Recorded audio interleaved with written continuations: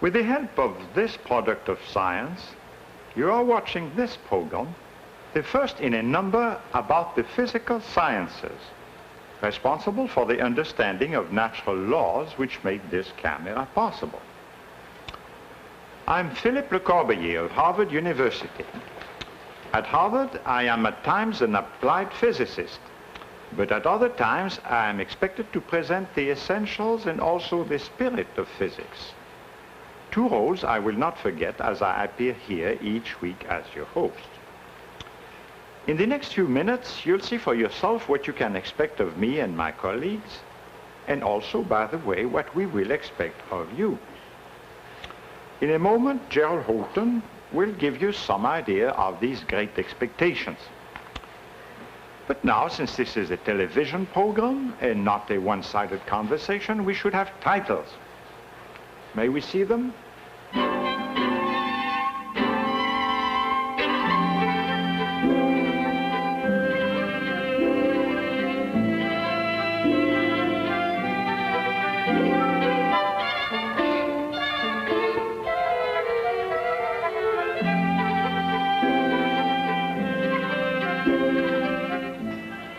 I won't invite you to watch an atomic explosion, and I won't give you a formula for turning lead into gold, but I can invite you to participate for the next 23 weeks in some hard thinking.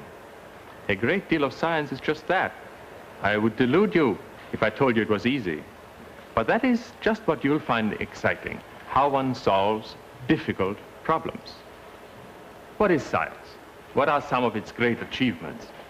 What is a scientist? What are the questions which really excite him? And how does he go about getting his answers? Sometimes a scientific explorer suddenly finds himself on new ground. What does he do then?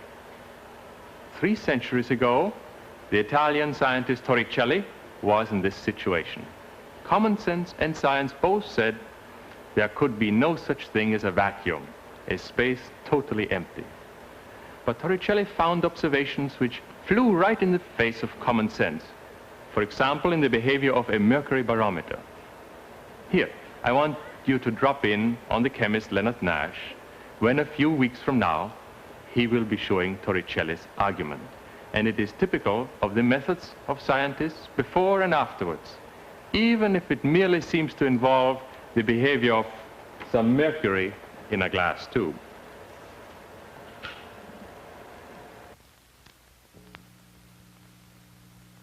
The idea of using mercury in a barometer occurred first about 1640 to a young associate of Galileo's, Torricelli by name. Here's Torricelli's experiment. A 3-foot tube sealed at one end, filled with mercury to its very top and open here at the top. I put my thumb over the top and then, dexterously we hope, invert it in a pool of mercury. What happens now when I remove my thumb? Watch. The mercury falls. And what is left in the top of the tube? Might this region be empty? Could it really be a vacuum, that which had been supposed not to exist?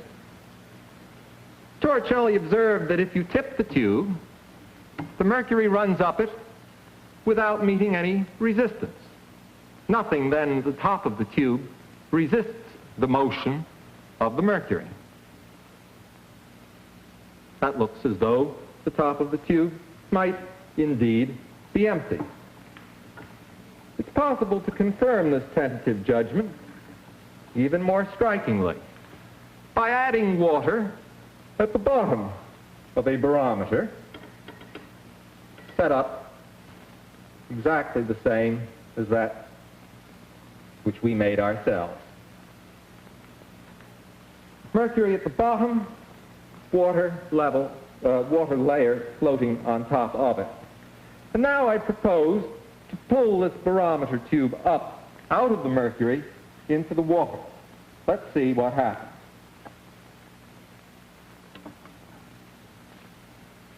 The water rushes up, displacing the mercury, which falls down toward the bottom. And ultimately, if we're fortunate, we can fill pretty nearly the whole tube.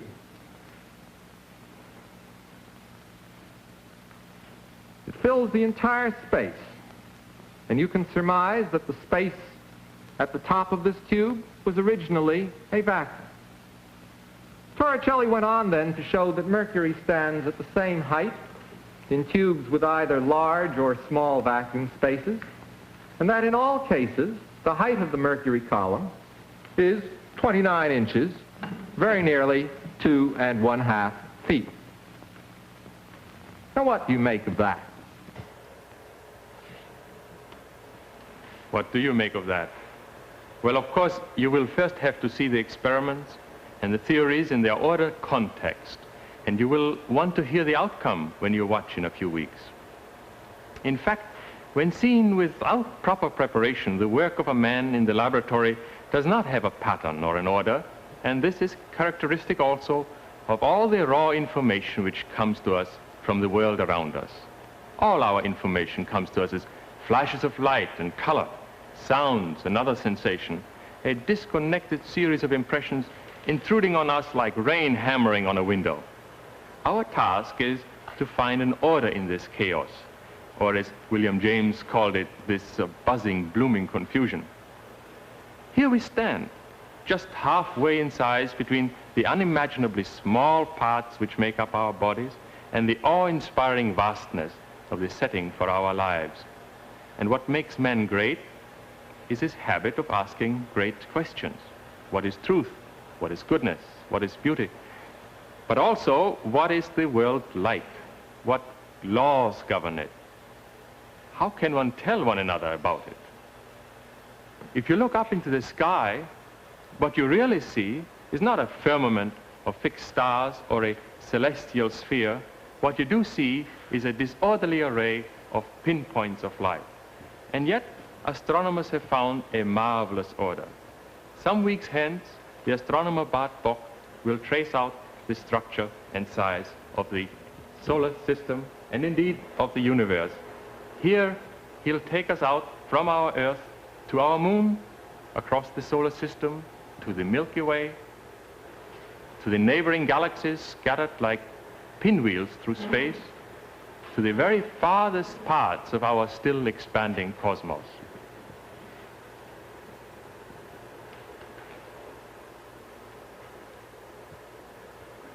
This is our way of looking at science. Science as it appears to the astronomer, the physicist, the chemist, the geologist. The important thing about science is not merely that it gives rise to technological miracles, but that it provides us with one of many guidebooks which we need to find our way and our place in this universe. And as you watch our programs unfold, I think you'll discover too why we try not only to give the answers which science has for these grandiose questions, so many miles, so many years, but also we want to bring out how a scientist goes about doing his work, with what tools, with what habits of mind. You see, the word science has two meanings. On the one hand, it means the accumulated knowledge, the hard-won catalog of facts and laws and theory. The catalog built up by many men from the time of Copernicus to our own. You could call this the public side of science. The results you can look up, neatly set down in some textbook. But on the other hand, there's also the private side of science, the personal activity. When a scientist publishes his result, he has to speak in terms of facts and figures and logical sequence of thought. But while he's actually working, he often proceeds like an explorer through an uncharted jungle, sensitive to every sign, with every faculty of his being, reacting to almost imperceptible clues with unreasoned responses. How does he do that? How does he react, and what is important to him? This is why we chose the title of Science and Scientists. And this is why you'll hear often of the great conceptual revolutions in science, the times when a handful of men, perhaps, had to remake a whole body of knowledge. The most famous case, of course, is that of Copernicus and his conception of the sun-centered universe. It is an idea which is so completely contrary to common sense. The idea that we live not on some fixed planet, but rather on a little Earth which rushes through space at the speed of 70,000 miles per hour in a path around the sun. To this day, we still feel that this is preposterous. For if it were true, then, for example, a ball or any object thrown straight up in the air should not land in my hand, but should land far behind. For I am fixed to the earth, but the ball, when it is in the air, is free. And being free, it can fall behind as I rush forward with the spinning earth around the solar system. But the fact is that what seems intuitively clear is simply wrong. And what's more, we can prove it. The historian of science, I.B. Cohen, will show you this experiment. We put this golf ball in this cart. There's a spring inside which can toss the ball high overhead when the cart moves. Now the cart goes on a track, a special track which has a device in it to release the spring and to let the ball fly upward. Now suppose you move this cart down the track. Will the ball land behind the cart or in it? Watch this slow motion picture.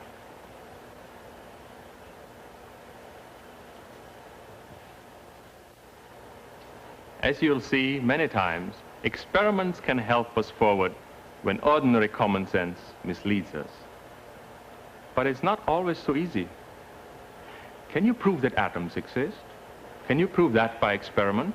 A golf ball is real enough. But there is no way of observing an atom directly. Is it real? Or is it merely a useful fiction? And what is reality anyway?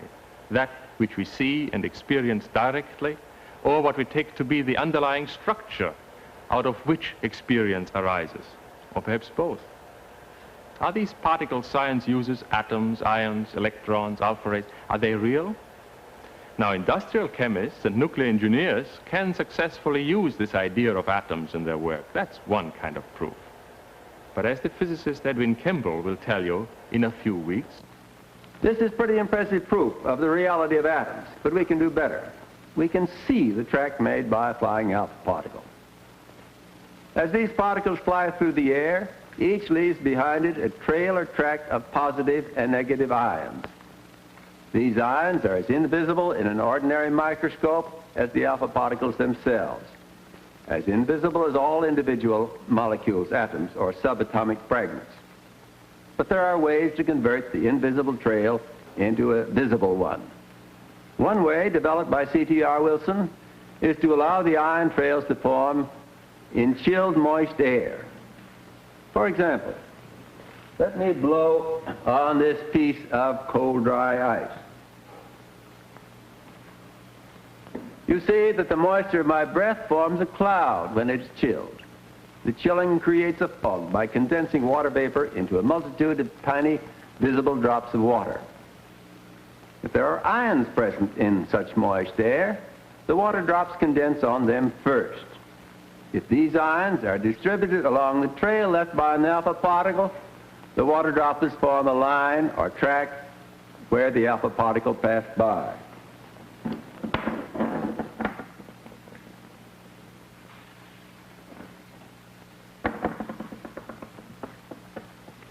To observe these tracks, you can build a glass-enclosed cloud chamber, similar to this one. Inside, the tracks are easy to photograph.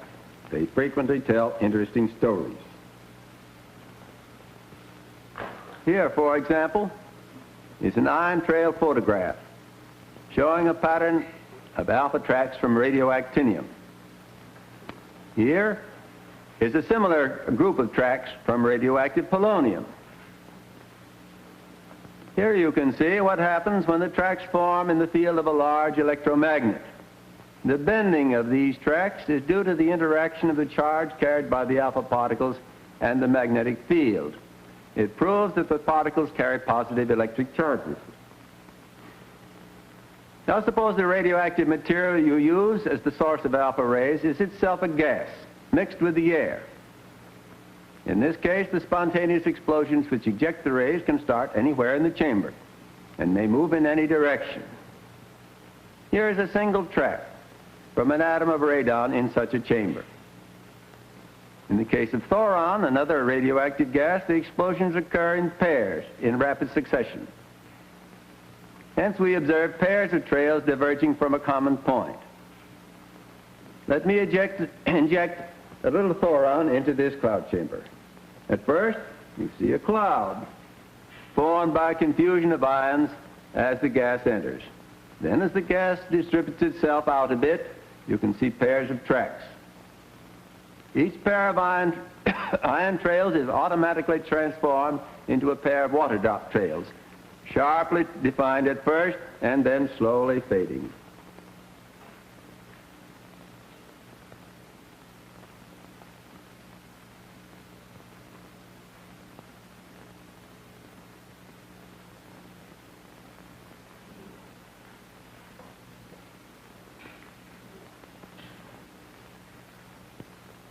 And now, if you still have a lingering skepticism about the reality of atoms and molecules, you might ask yourself the question, what are those tracks? What makes the Geiger counter click? How can such effects occur if matter is not composed of atoms? Even in that brief preview, you can see that the kind of arguments that are important to a physicist. And there was a philosophical problem here also. It is this: how can one know anything about things not directly accessible?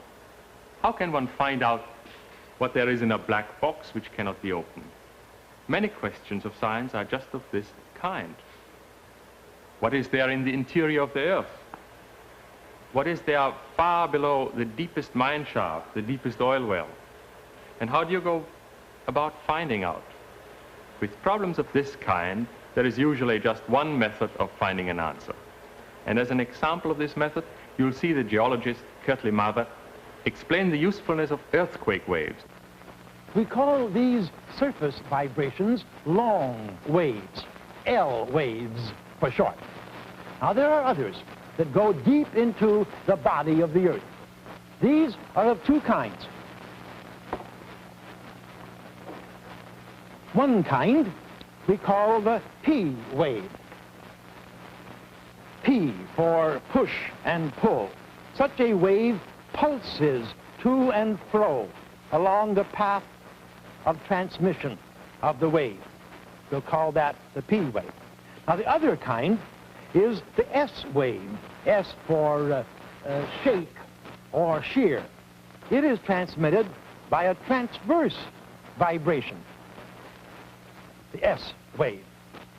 Both kinds of waves, P and S, travel along the same paths deep into the interior of the earth. But S waves move only through a solid, since only a solid resists the change in shape which this sort of wave involves. Both the P and the S waves, going deep into the interior of the earth, move in paths that are curved because of the differences in density, in elasticity, of the earth materials. These waves travel at different speeds, and hence arrive at stations at identifiable times. Here's a model. Part of the earth cut away. And you can see from it that the farther the recording station is, one here, earthquake origin over here, the farther the station is from the earthquake origin point, the deeper into the interior the wave must have gone to reach that recording device. The deeper the wave goes, the faster it goes, according to hundreds of thousands of records taken on seismographs around the world. Now, this increase in the velocity of the wave with depth shows that there must be an increasing elasticity in Earth materials with increasing depth. However, there is a depth at about 20 miles or 30 miles under the surface below which the waves move at about the same velocity, regardless of whether they move under the continent or under the oceans. For the speed of travel increases with greater depth. It does so at just about the same rate everywhere the world around. This is good reason for believing that rock materials at depths greater than 20 or 30 miles are everywhere just about the same. From all this, we infer that the Earth's interior looks something like this. Concentric shells of rock of varying density, generally increasing in density with depth. What is inside the Earth? We cannot, of course, find out directly by traveling there. Are atoms real? We cannot find out directly. They are too small. How large is the universe? We can't measure it directly. We are bound to our tiny Earth. So unable to make direct observations, unable to simply open the black box and look inside, scientists often have to get their information in the most astonishingly indirect ways. This indirectness, you see, is what makes science look sometimes so strange and unreal to the layman. By watching this method in action and seeing its success, however, we hope you'll feel more at home with it. And there is another reason why science, physical science, looks so strangely distorted at first glance, and that's the use of mathematics. Look, how does mathematics come into science? A true picture of science and scientists must explain it. Of course, our programs are not courses in advanced mathematical physics, but we shall and must show the power of mathematical reasoning, how it helps to see through the appearance of things to the underlying simplicity and unity, namely to physical law in mathematical form. I think you'll see in the weeks to come that mathematics is merely a tool, a convenient method for thinking abstractly. And in this, it's not so different from other methods of abstraction. For example, in art, how would Pablo Picasso analyze a material of observation? As an artist, Picasso begins with an ordinary picture of an ordinary bull as it would appear in the world of ordinary impressions. And then, in successive steps, Picasso abstracts from this animal a more and more refined outline. And finally, he gets to the essence of the animal's strange mixture of grace and power. The apparent distortions of nature in the language of visual art is of much the same kind as this apparent distortion on nature placed by mathematics, the language of science.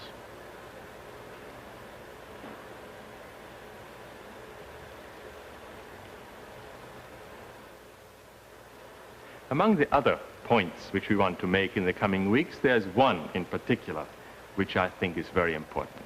It's the way in which science and technology are connected. The products of technological research, they are all around us. Television is just one. Think of the others: gasoline, vaccines, synthetic materials. We have not only grown used to them, we have come to entirely depend on them. They are part of our lives. But by and large, science has not been assimilated into our culture, although it is the necessary predecessor of modern technology. Most thoughtful people believe that this is a particularly dangerous situation in an age where the intelligent citizen must act on great problems involving science and technology. On several occasions, we shall look at this modern situation, and on one, at an 18th century occasion, where science led to very practical results. About 200 years ago, there was a great deal of smoke in the air. There was smoke in the streets.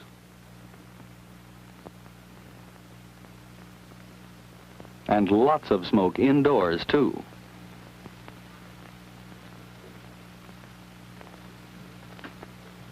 It seemed very natural at the time. To have heat, you had to have smoke, even if it was troublesome. But as time went on, some people managed to be quite comfortable, to avoid the smoke. You could say they understood the problem, and understanding it, did something about it. This is a caricature of Count Rumford, and so, in a light-hearted manner, begins a program in which Sanborn Brown of MIT and other of the 10 to appear on our programs will describe the work of Rumford. As you'll see, Rumford at first was interested in what would happen if a tube like this, in which there's water and some chips of amber, is heated. By watching it, he discovered the mechanism of convection currents in fluids, a purely scientific advance. But based on an understanding of convection currents, he invented a whole range of homely but useful devices, the smokeless fireplace and the drip-style coffee pot, just to name two. And the lesson is general. When a scientist searches for truth in pure science, technological applications often follow as byproducts. From the transistor in a small portable radio to nuclear reactors, almost all industrial and engineering devices are developments of some earlier, simpler laboratory tool, used initially purely for scientific research. And notice how simple this tube is. I think this is symbolic too. Making a virtue out of necessity, I can promise you that our demonstration will not concentrate on big, startling devices or effects, but they will more often be quite direct. And I also promise you that the content will not be made more easy than it honestly can be.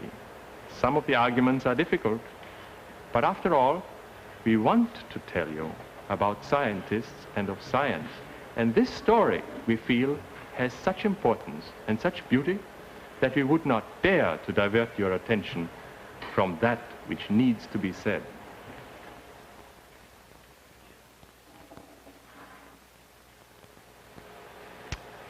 Next week, we're going to begin in earnest. The first thing we must do is explain the paradox of the scientist trying to learn about nature within the four walls of his laboratory. Isn't there a complete opposition between a real, limitless, uncontrolled nature on the one hand and the abstract, confined, controlled world of the laboratory on the other? A difficult question? Yes.